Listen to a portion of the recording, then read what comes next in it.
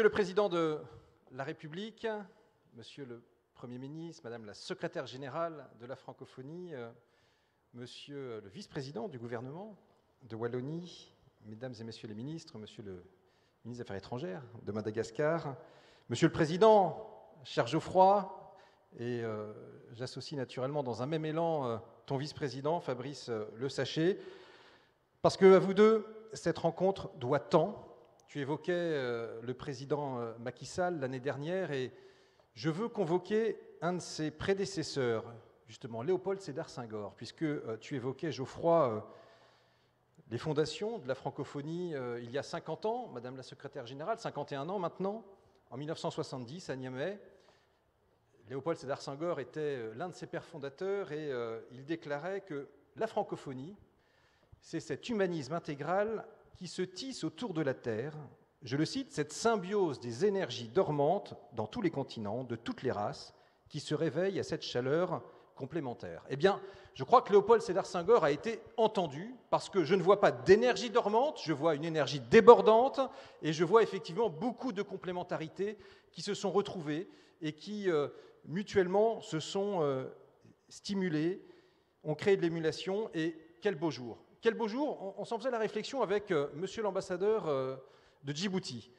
Et on avait les mêmes mots qui sortaient de la bouche au même moment, en disant « Nous avons été nombreux à en rêver, et vous l'avez fait. Et vous l'avez fait. » Parce que je crois que c'est unique, et tu l'as dit, c'est un moment, je crois, très fort, une pierre majeure qui est apportée à cet édifice de la francophonie. En 1970, c'était cette francophonie institutionnelle, dont Louise Mushikiwabo porte haut la flamme aujourd'hui. Et aujourd'hui, eh bien, nous avons les papas et les mamans, si je puis dire, eh bien, de cette francophonie économique.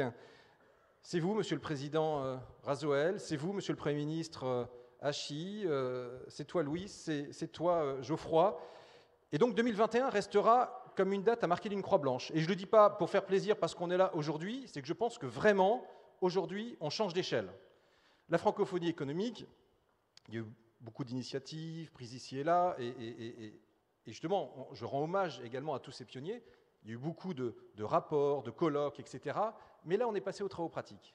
Voilà. Et finalement, ça montre bien que le cœur de la francophonie, il bat certes dans les institutions auxquelles nous participons, dans les congrès, les sommets, mais il bat avant toute chose sur le terrain. Et donc, il bat dans vos entreprises, dans nos universités, dans les écoles, dans les différents incubateurs. Et donc, le cœur de la francophonie, véritablement, il bat, je crois, ici, aujourd'hui, et pour longtemps.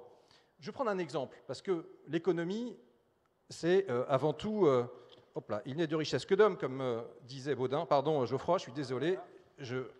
Voilà, c'est les facéties du vent, laisse tomber. Il n'est de richesse que d'homme, disait Baudin, on s'en souvient. Donc ça signifie qu'il y a avant tout un défi qui est celui de la formation. Eh bien, je crois que nous répondons présent de ce point de vue-là. Et je veux citer par exemple l'enseignement français à l'étranger. On homologue chaque semaine, chaque mois, de nouveaux établissements, de nouvelles classes. Également en matière, par exemple, de formation à toutes les nouvelles technologies. Regardons ce qui s'est créé en Arménie, à Erevan, le centre TUMO, qui a essaimé, qui permet d'apprendre aux jeunes du codage. Eh bien, aujourd'hui, l'ESSEM à Paris, à Beyrouth et partout dans le monde, tout ça montre, je crois, eh bien, que nous avons énormément d'atouts et que si nous ne représentons, certes, tous ensemble, que 4% de la population mondiale, nous représentons 16% du produit, je dirais, mondial. Ça signifie qu'on est peut-être encore un peu petit, mais on est rudement costaud et il y a beaucoup à faire ensemble. Monsieur le Président de la République, vous appartenez à cet espace formidable qu'est la Commission de l'océan Indien avec Madagascar, espace qui aujourd'hui est présidé cette année par la France. Et je me rends compte en m'y déplaçant, nous sommes si proches d'un point de vue géographique, que ce soit Maurice, les Seychelles, la Réunion, Madagascar. Et pourtant, en matière économique, on a encore tant à faire. Tant à faire parce que nous avons tous pris des habitudes d'échange, de commerce qui ne sont pas forcément tournés les uns vers les autres. Et donc je crois que grâce à une initiative comme celle-ci, cher Geoffroy, cher Fabrice, eh bien on est sur le bon chemin. Donc merci du fond du cœur et longue vie à cette francophonie économique. Merci à toi, Jean-Baptiste. Merci, Monsieur le Ministre. Alors maintenant, nous avons une chance et un honneur immense. Je vais maintenant inviter sur scène Monsieur le Président de la République de Madagascar, qui nous a fait le grand honneur de sa présence. Monsieur le Président, je vous passe la parole.